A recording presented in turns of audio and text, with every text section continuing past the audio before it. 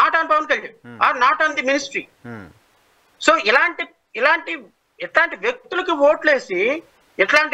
ఓట్లేసి ఆయన ఏదో పడవలో నుంచి కిందకి దిగి లైవ్ జాకెట్ వేసుకున్నాడని అసలు వాళ్ళ మీడియా నేను I'm sorry to say, normal గా నేను మీడియాని అయితే విమర్శించను, కానీ ఇలాంటి పరిస్థితుల్లో కూడా నేనేమంటానంటే ఆ కళ్ళతోటి చూసేటువంటి మీడియా కొంచెం ప్రజల కష్టాలను కూడా చూపించమంటున్నా. నిజానికి ఎలివేషన్స్ పిఆర్ స్టంట్స్ ఎక్కువైపోయాయి సార్, లీడర్ల చుట్టూ పిఆర్ ప్రతి దానికి అన్న షర్ట్ వేస్తే మాస్, అన్న మడతేస్తే మాస్ అని ఎలా అయితే ఒక పాట ఉందో సినిమాలో, చంద్రబాబు నాయుడు గారు దిగితే మాస్, నారా లోకేష్ గారు ఎక్కితే మాస్, నారా లోకేష్ గారు విజిలేస్తే మాస్.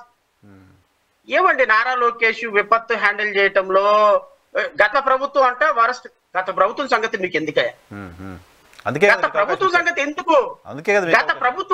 గత ప్రభుత్వం 5 సంవత్సరాలు గత ప్రభుత్వం వరస్ట్ గా చేసిందనే కదా మీకు అధికారం ఇచ్చింది.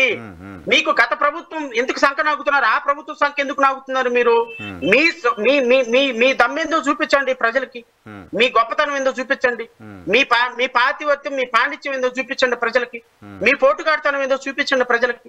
మీకు చేత కావట్లేదు. గత ప్రభుత్వం కంటే బ్యాగ్ హ్యాండిల్ చేసామని గత ప్రభుత్వంలో ముఖ్యమంత్రి జగన్మోహన్ రెడ్డి హెలికాప్టర్లు వేసిన ఫోటో ఇప్పుడేం చంద్రబాబు నాయుడు గారు నీళ్ళల్లో ఉన్న ఫోటో వేసేసి సోషల్ మీడియాని పెట్టుకొని మీ గొప్పగా లీడర్ అని వెనక నుంచి పాటలు పెట్టుకోవడానికి ఇదేమన్నా ప్రచారం చేసుకోవడానికి ఎలక్షన్? ఆ వీడియోలు చూస్తున్న 3.5 లక్షల మంది వరద బాధితులు ఏమనుకుంటారు వాళ్ళ బ్రెయిన్ లో? ఇవి చూస్తున్న వాళ్ళు, ఈ ఎలివేషన్ చూస్తున్న వాళ్ళు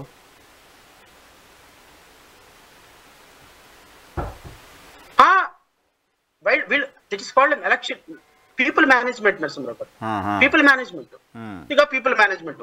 ఆ మీడియా కూడా అసలు వరద సహాయం అద్భుతం అమోఘం ప్రపంచంలో ఎవ్వరు చేయని కడుపుకు అన్నమైన మనం తినేది. ఒక్కసారి ఆలోచన చేయండి. మీడియా అంటే ఏంటి? ప్రభుత్వం ఏదైనా విఫలమవుతుంటే దాన్ని చూపించి ఇదిగో ఇక్కడ విఫలమవుతుంది, అధికారులు ఇక్కడికి రావటం లేదు, అధికారులు నాయకులు ఇక్కడికి రావటం లేదు, ఇదిగో ఉప ముఖ్యమంత్రి రావటం లేదు, మంత్రులు రావటం లేదు, ఈ రాష్ట్రానికి భారతీయ జనతా పార్టీ తోటి కలిసి ఉన్నాము, కేంద్ర ప్రభుత్వ సహకారం మనకు అందటం లేదని చూపించాలి. చూపించడం మీడియా. మాట్లాడేవాడు ప్రజాస్వామ్యవాది. అంతేగాని చంద్రబాబు నాయుడు తెలుగుదేశం కూట్లు నాకటం మీడియా కాదు సార్. పాలిష్ వద్దండి, ఆ నాలుగుతోటి మీ బూట్లు నాకేస్తామంటే మీడియా కాదు అది.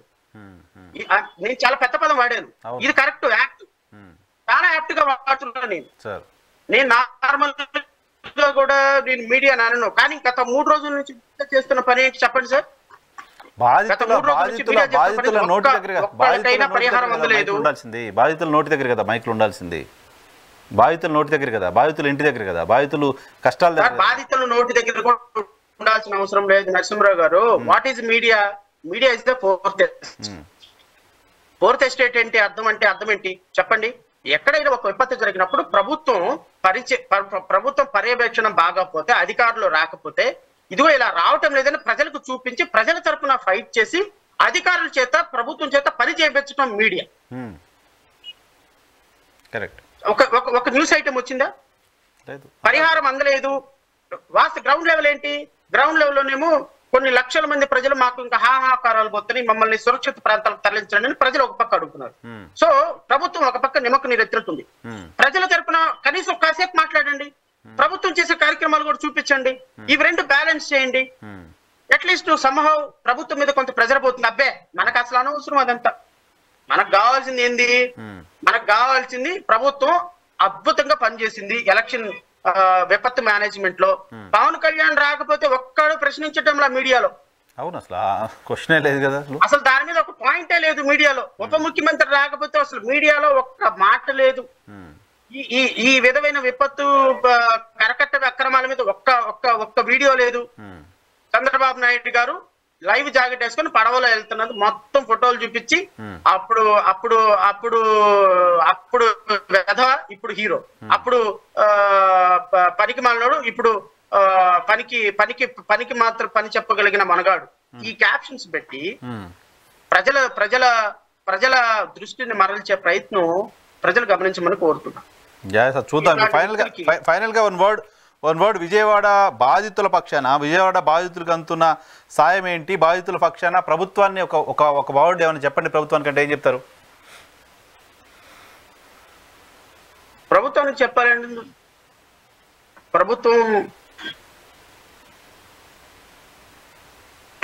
ప్రభుత్వాన్ని రక్షించుకోవడానికి వచ్చింది కానీ ప్రజలను రక్షించుకోవడానికి రాలా.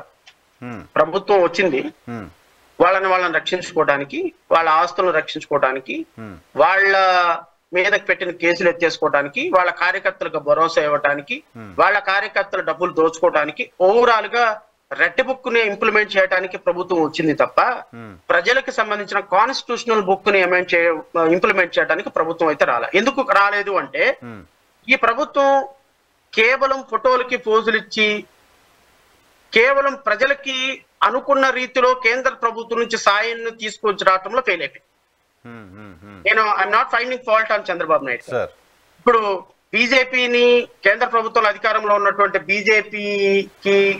బీజేపీ దగ్గర అన్ని రాష్ట్రాల్లో విపత్తు జరిగినప్పుడు ఎక్స్ట్రాడినరీ హెల్ప్ చేసేటువంటి ప్రభుత్వం, చేయాల్సినటువంటి ప్రభుత్వం కేంద్ర ప్రభుత్వం, ఈ ఆంధ్రప్రదేశ్ రాష్ట్రం మీద ఆధారపడి కేంద్ర ప్రభుత్వం నడుస్తున్నప్పటికీ కూడా పట్టుమని 10 హెలికాప్టర్లు కూడా పంపించలేని, తెచ్చుకోలేని దుర్మార్గపు స్థితిలో మన ప్రభుత్వ నాయకులు ఉంటే నేను విమర్శించక నేను ఎలా గొప్పవాళ్ళు వీళ్ళని నేను అనగలను చెప్పండి.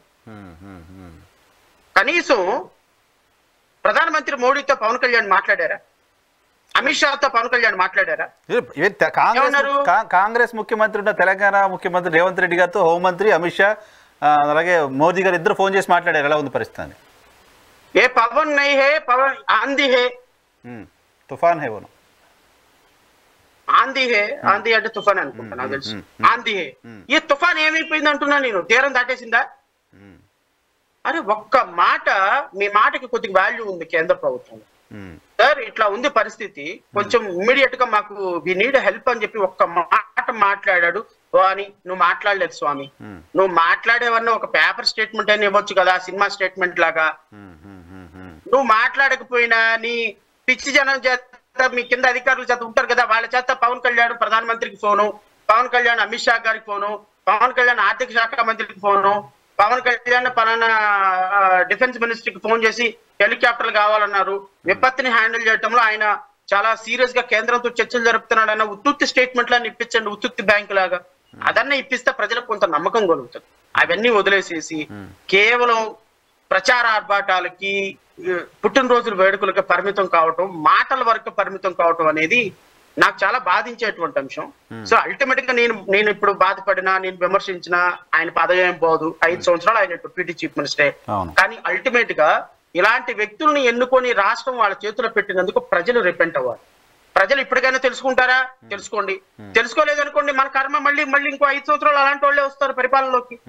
ఇదిగో ఈ విధంగా ఒక చిన్న వర్షానికి 3 రోజులు డాబాలకి కూర్చోండి. 3 రోజులు అన్నం ఎవడు పెడతాడు అడుగుతుందమ్మా అని వాటర్ బాటిల్ కోసం వెతుక్కోండి. ఒక విజనరీ లీడర్స్ రాష్ట్రాన్ని బాగు చేయగలిగినటువంటి, విపత్తుల నుంచి కాపాడగలిగినటువంటి, రిసోర్సెస్ ని కాపాడగలిగి, ఇసుక దందాలని ఆపగలిగి, కృష్ణానది లాంటి దాన్ని కాపాడగలిగినటువంటి లీడర్లు మీకు అవసరం లేదా? మీకు కావాల్సిన సినిమా యాక్టర్లైనా, డైలాగులు చెప్పేవాళ్ళైనా? ఆలోచించుకోమని ప్రజలను నేను కోరుతున్నా. బట్ అల్టిమేట్ గా ప్రజలు తొందరగా అందరూ రెస్క్యూ కాబడాలని, బయటకు రావాలని, వాళ్ళకి మంచి జరగాలని, ఇలాంటి విపత్తు విజయవాడకి మరొకసారి రాకూడదని, ఇలాంటి పాయింట్ మీద మనం డిస్కషన్ పెట్టకూడదని అయితే నేను మనస్ఫూర్తిగా కోరుకుంటున్నాను.